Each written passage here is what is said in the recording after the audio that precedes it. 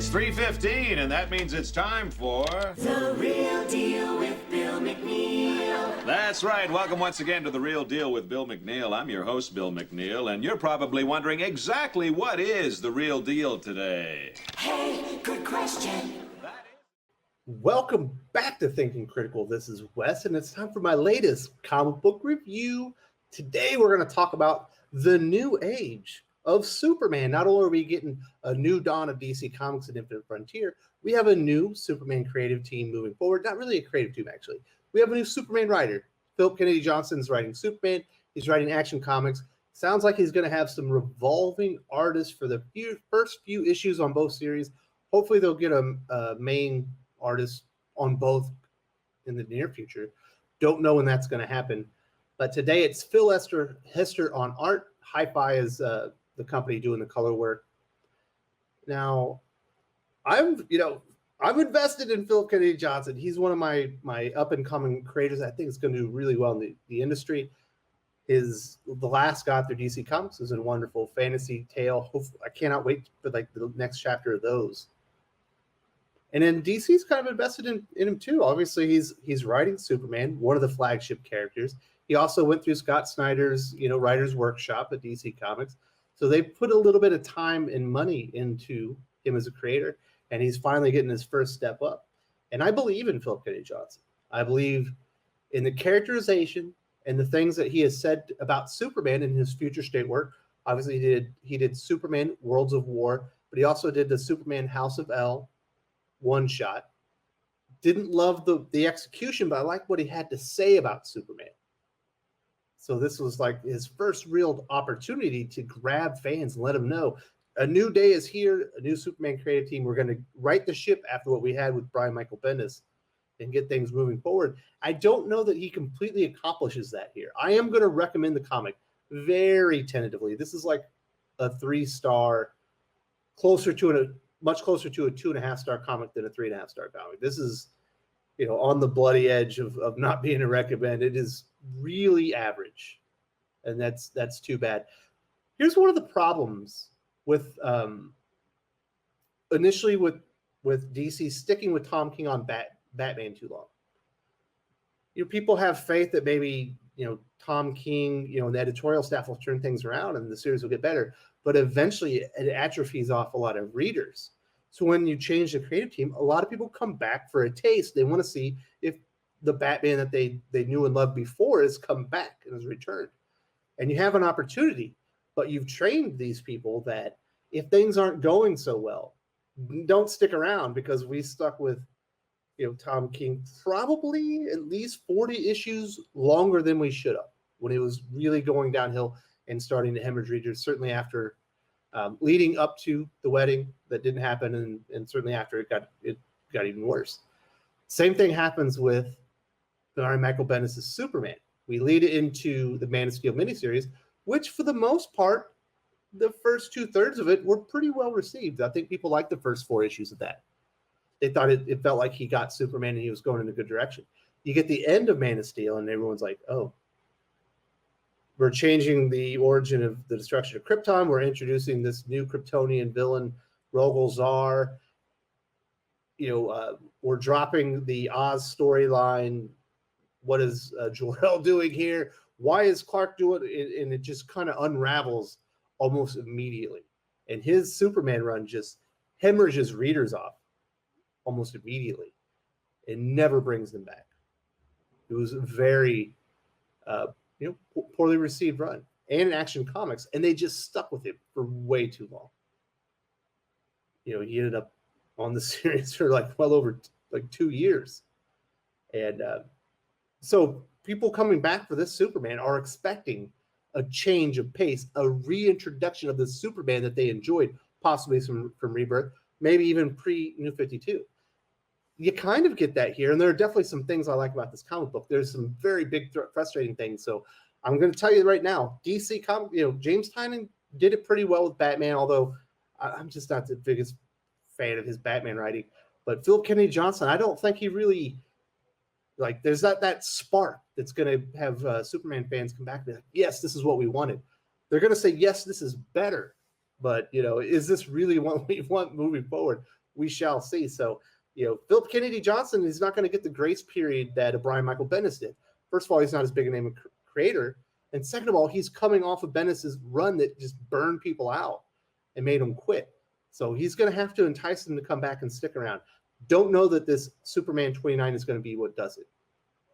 Now let's get into the details why. Before I do that, I do want to say, if you like comic book reviews, news, opinions, debate, this is probably the YouTube channel for you. You might want to subscribe to Thinking Critical YouTube. Hit the bell for notifications. Give me a thumbs up if you enjoy this review. Thumbs down if you don't. I definitely want to hear your thoughts on Phillip Kennedy Johnson's first comic on the mainline Superman story. Obviously, he's done a few issues on Future State. What did you think of Superman 29? Were you as middle of the road as I am, bordering on not recommending this comic? So let's get right into it. Let's talk about the art by Phil Hester. I want to say that he has an inker on this comic. And I'm shocked because the art by DC standard is very basic. I don't like it. It's not very exciting. There's no liveliness to it. There's like it's very stagnant. It's stale. It's got no life to it. There's no movement. The character construct, while fine, not exactly exciting. The panel layouts aren't the most boring thing in the world, but they're not exciting either. It's very middle of the road, kind of going along with the comic story itself. I will say the art is of lower quality than the writing. I did not enjoy this art very much. Nothing really stands out. Like I said, I'm just shocked that he had an inker on this. I would have this. I don't want to disrespect Phil Hester too much on this because I have liked his art in the past. But this almost feels like, remember when you used to get comic books in your box of cereal?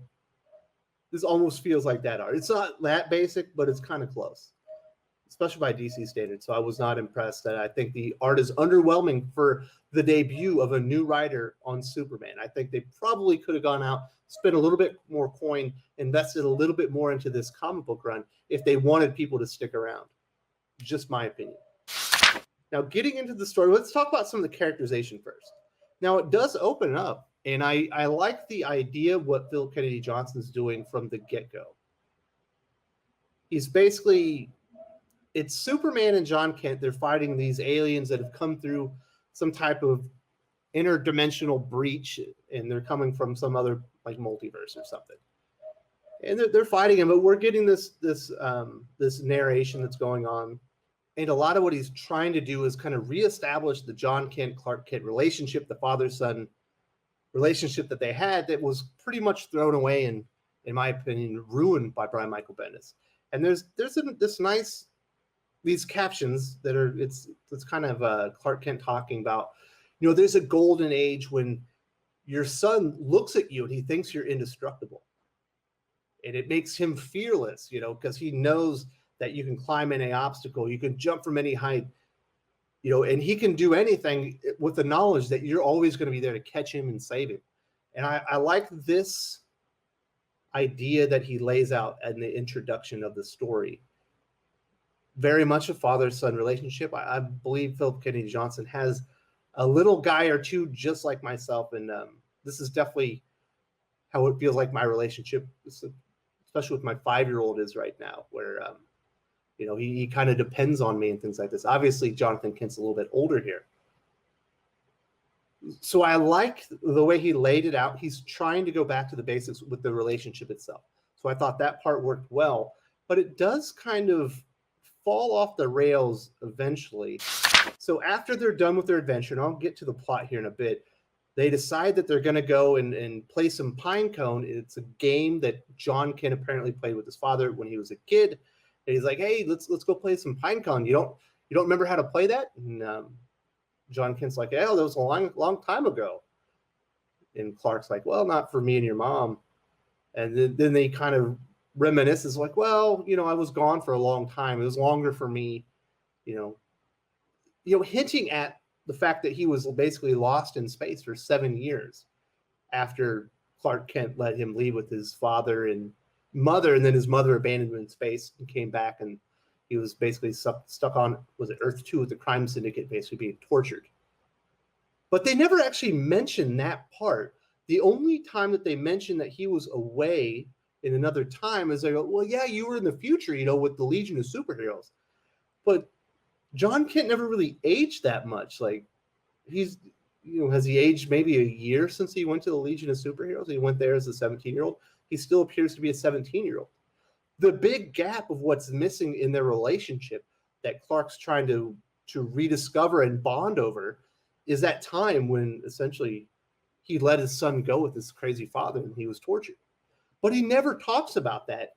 It's like, it needs to be discussed. If that's what you want to do, Phillip Kennedy Johnson, and mend this relationship and make it correct again, so you can move forward with your Superman comic, because that's going to be like one of the foundational pieces, because that certainly appears that's what's going to happen. You need to address that. You can't be afraid of the Brian Michael Bendis elephant in the room.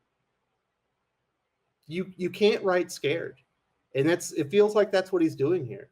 You don't get a pussyfoot around it and be like, oh yeah, I'm just talking about when he went to the Legion of Superheroes. I'm not mentioning the 7 enormous years where Clark Kent was derelict as a father, let him go off to space with his crazy father-in-law and his wife who has no superpowers. They lost she abandoned her son, lost him in space, and then he was tortured for 7 years. That's likely to have a much larger scale effect on the psyche and the relationship between these two. But he won't talk about this specifically because he's scared he might offend Brian Michael Bendis and some of the Bendis stands. And you can't write like that. This is frustrating. Just address the elephant in the room. Talk about it for a half a page. Mention it twice and then move on with it and go and rebond the relationship. But anybody that was frustrated with that Bendis run that comes in here is going to be equally frustrated with this, because it feels like Phillip Kennedy Johnson is writing scared. And I do not like that part. I like the sentiment, but the execution, once again, is flawed. We also get another big reveal. I guess this is a big reveal of the comic book. This is certainly like kind of the cliffhanger. Well, not the cliffhanger. There's another one where the trans-dimensional beasts come back, but we'll get to the plot here in a second. John starts crying because they're talking about when he's in the future, and he didn't like it when people referred to him as Superman, like he was ready to take over the mantle. And his father's giving him some, encouragement. He's like, "What are you talking? You're better than I ever was," kind of thing. He starts crying. He's like, "You don't understand. Like, you can't go to the breach. You can't go near it, because next time," and what the big reveal is that you're going to die. I was in the future. I learned all the history of Earth's superheroes, and I know when and how you die. Phillip Kennedy Johnson wrote the Superman Worlds of War story in Future State. He wrote the Superman House of L story in Future State. The stuff that's happening in Batman right now is leading to the stuff that was in Future State. The stuff that's about to happen in the new Teen Titans Academy, when that series kicks off, is heading right to Future State. These things are all leading to what we just read. In Future State, Clark Kent is not dead. He's stuck on World fighting Mongrel, and technically he's being murdered over and over, but he's saying it's about to happen right now, and it's not in that future. And also, in Phillip Kennedy Johnson's House of L, Clark Kent is alive thousands of years from now. He wrote, the same writer, either sit or shit a girl off the pot for the Future State. Either we're moving towards this stuff or we're not. You can't have it both ways.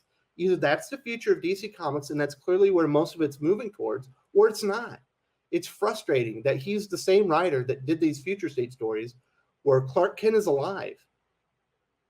And let's say he did die, but then he was resurrected somehow. Jonathan Kent would know that too. He would be, he could sleep well at night knowing, yes, my father just passed away, but he's coming back. I know that because I was in the future and I know that. So him being all bent out of shape for a future that he knows isn't going to happen, it's confusing. It's stupid. Is Future State matter or not? Because it sure seems like it does. And equally frustrating is that he was one of the main writers of the Superman Future State books. And, the Worlds of War, Superman and Metropolis stuff isn't that far off in the future. It's never indicated in that story that Jonathan Kent thinks his father's dead. And certainly, if he was in the Legion of Superheroes in the future, even if he thought about it at that moment, he would have already known that it didn't happen because he was alive. Another frustrating moment for this comic book. Like, I like the idea here, but you've already ruined it with Future State. I'm sorry. You don't get to go and wipe the slate clean. It doesn't work like that. Not when every other Infinite Frontier series feels like it's moving toward all the stuff that happened in Future State. So this part here was extraordinarily frustrating for me. Now, the plot itself, I mean, this is like the foundational fabric of this comic book, is Superman trying to fix his relationship with his son and get back the years that they lost so they can reconnect and be a stronger father-son unit moving forward. That's clearly what he's reestablishing with this comic book. The plot itself is it's interesting. We'll see what happens. We obviously, in the Future State, with the Suicide Squads, the Task Force Z, I think they were called, it sounded like Amanda Waller was very interested in getting her hands on a Superman. That's what she was kind of doing with Connor Kent. And here she's got something going on with Superman. She knows that these beings are coming through this breach, and she gets information from the Star Labs team, I assume, that are on the satellite that were helping Superman out when he was closing the breach. And they're like, hey, just to let you know, the radiation from the breach is hurting Superman, but not his son. And she's like, well, if that's the truth, do not close the breach. We need him to come back because I want to collect more information. This is another frustrating thing. Doesn't everyone know that Star Labs is essentially evil now? I mean, I thought that was like a running commentary within DC Comics. Like, why would Superman trust these people? He knows where the satellite's from. He knows that all those people cheering him on are from Star Labs. Like, why would he even trust this? Obviously, when they do come back, he gets hurt, and that leads to that conversation where John Kent lets him know, next time you go to the breach, you're going to die. But also, Amanda Waller gets another status update. We got the information on Superman that you wanted, and we've closed the breach. And she's like, oh, no harm, no foul. And then we do know at the end the breach is open, and then the next issue is called, I think, The Fall. Hinting at the death of Superman. Is that going to happen in issue 30? Perhaps. So this is kind of the plot, the action-oriented story with the aliens and whatnot. But the major fabric is the relationship of John Kent and Clark Kent, which I find exciting. I just wish he had committed to it a little bit more and addressed like all the problems that really are there for Superman and have been there for quite some time. So that's my review of Superman 29. This is the new era for the Man of Steel. Is he about to die? We know. And it feels like when we see in the solicitation information, Clark Kent is not long for Earth. He's going away. He's going to go to War, just like happened in Future State. But apparently, Jonathan Kent thinks he's going to die. Doesn't make a whole lot of sense to me. I'm still excited about Phillip Kennedy Johnson being on Superman. I still think he is the right creator for the job. I still think he's going to do a good job, but I am finding this frustrating. Bendis ain't that scary. You can address the problems that he had. Sending Jonathan Kent after he aged him up to the Legion of Superheroes was asinine, but the problem started when he sent him off for 7 years, had him tortured, and he lost 7 years with his father. And he wants to talk around it, but he doesn't feel confident enough to actually address it. And that's disappointing. But he's trying to undo it. I'll give him that. I don't think this was the proper way to relaunch or to launch a new creative team on Superman. Certainly not the right artist. I think Phil Hester, I don't know if he phoned it in, but he did not put on a good effort. I did not like the art on this one much at all. I didn't like the art. But needed better execution. And I think people that showed back up for Superman, you're going to lose some of them because this wasn't exciting enough. And it certainly wasn't bold enough to address the reasons that they left for them to stick around. And I think that, it's going to come back and bite them in the butt. And I think this was an opportunity lost for Phillip Kennedy Johnson and DC Comics to signal we're recommitted to fixing Superman after the atrocities of the Brian Michael Bendis run. And it didn't happen.